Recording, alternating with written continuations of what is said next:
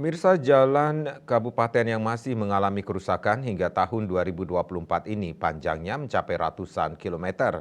Dari jumlah kerusakan itu, tahun ini pemerintah Kabupaten Karangasem dalam hal ini Dinas PUPR akan melakukan perbaikan jalan puluhan kilometer.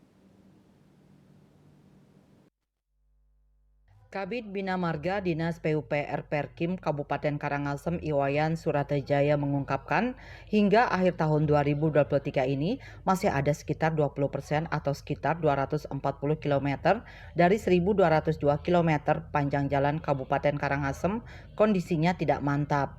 Dari jumlah itu untuk rencana perbaikan jalan tahun 2024 ini sekitar 30 sampai 40 km.